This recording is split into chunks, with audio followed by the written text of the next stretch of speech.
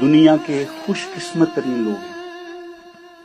آپ دنیا کے خوش قسمت ترین لوگ ہیں. روئے زمین پر آج آپ سے زیادہ خوش قسمت آدمی اور کوئی نہیں، جن کو خدا نے خلافت کے انعام سے نوازا بھی، اور پھر اللہ تعالیٰ نے پتہ نہیں آپ کے بڑوں کی کوئی نیکی یا دعائیں کام آئی کہ اللہ تعالیٰ نے آپ کو خدا کے خلیفہ کے قدموں میں لا بٹھایا. آج دنیا کے 215 ممالک کے لوگ، 200 ملین سے زیادہ لوگ جو ہیں وہ اس بات کو ترستے اور بلکتے ہیں، تڑپتے ہیں کہ کاش ایک سجدہ ہم امام وقت کے پیچھے کر لیں. ساری زندگی کی لوگ کمائیاں جمع کرتے ہیں، پس اپنی پونجیاں جمع کرتے ہیں کہ ایک دفعہ جا کر حضور سے ہماری خلیفہ وقت سے ملاقات ہو جائے. اور میرے بھائیوں سوچو سمجھو کہ 35 سال اس بات کو آج ہو گئے ہیں جب سے خلیفہ وقت پاکستان سے نکلا اور یہاں آئے ہیں. 35 سال کا عرصہ ہو گیا. بچے پیدا ہوئے، جوان ہوئے، پھر بچوں والے آگے ہو گئے. 35 سال سے لاکھوں لوگ آج ایسے ہیں جنہوں نے کسی خلیفہ وقت کی زیارت نہیں کی، دیکھا نہیں. آپ آج لوگ خوش قسمت ہیں کہ 15 منٹ کی ڈرائیو پہ جا کے آپ 5 نمازیں خلیفہ وقت کے پیچھے پڑھ سکتے ہیں اور دن میں 5 دفعہ خلیفہ وقت کا آپ دیدار کر سکتے ہیں. قسم خدا کی روئے زمین پہ آپ سے زیادہ خوش قسمت بندہ آج کوئی نہیں ہے اگر ہم اس نعمت کو سمجھیں. لیکن 1889 سے لے کر آج تک 130 سال جماعت کو بنے ہوئے ہو گئے ہیں. اگر 130 سال میں بھی آج ہم اپنے آپ کو نمازی نہیں بنا سکے اور اپنی اولادوں کو نمازی بھی نہیں بنا سکے تو پھر یہ سوچنے والی بات ہے کہ احمدیت سے ہم نے کیا پایا. وہ احمدیت نے تو آپ کو زمین سے اٹھا کے آسمان پہ بٹھا دیا. احمدیت نے تو آپ کو آپ کی دنیا سے بھی دین سے بھی جوڑیاں بن دی ہے. احمدیت نے تو آپ کو وہ کچھ دے دیا ہے جس کا آپ اندازہ بھی نہیں کر سکتے، سوچ بھی نہیں سکتے تھے. سوال یہ کہ آپ نے اور میں نے احمدیت کو کیا دیا ہے؟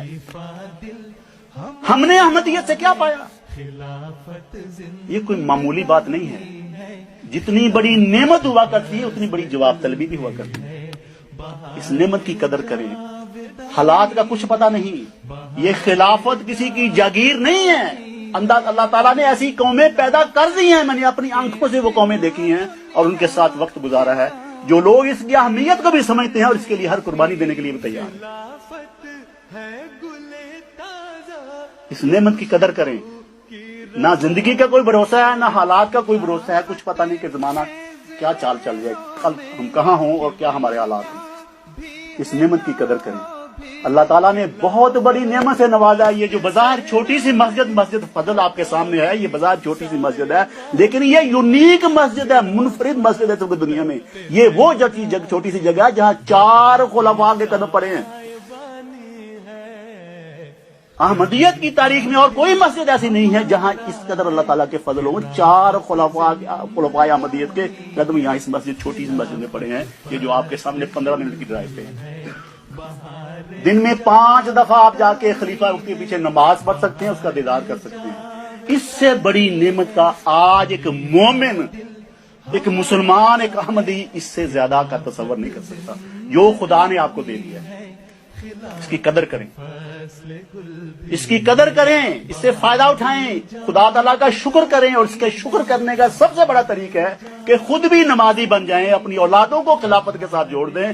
دیکھیں تاریخ بتاتی ہے کہ عبد المطلب نے جب مشکل وقت آیا تو خانہ کعبہ کا غلاف پکڑ کے اللہ تعالیٰ کو واسطہ دیا تھا. آج آپ خلافت کا دامن پکڑ کے خدا کو واسطہ دیں، خدا کی قسم خدا آپ کی ہر دعا سنے گا اور ہر مشکل دور کر دے گا. آج خلافت کا دامن پکڑیں، آج خدا کو خلافت کے دامن کا واسطہ دیں، اپنی اولادوں کو اس کے ساتھ جوڑیں. صرف اور صرف یہی ایک ذریعہ ہے کہ اپنے آپ کو بچانے کا اور اپنی اولادوں کو بچانے کا. اللہ ہمیں اس بات کی توفیق دے کہ ہم اتنی بڑی نعمت کی قدر کریں، اس کی اہمیت کو پہچاننے والے ہوں، اس کا حق ادا کرنے والے ہوں. بس دعائیں کریں. اصل مقصد جو اور اپنی عبادت کا حق ادا کریں، یہی سب سے بڑا مقصد ہے اس خلافت کا. اور اسی کے ذریعے سے استحکام یا مضبوطی آپ خلافت کو دے سکتے ہیں یا خلافت کی مدد کر سکتے ہیں کہ اس مقصد کو پورا کرنے کی کوشش کریں جو خدا نے خود اس آیت میں بیان فرمایا کہ لا یعبدوننی لا یشرکون بی شیئا، کہ وہ صرف اور صرف میری عبادت کریں گے اور توحید کا قیام کریں گے. یہ دو چیزیں اللہ تعالیٰ نے خلافت کا اصل مقصد جو ہے ہمارے سامنے رکھا ہے.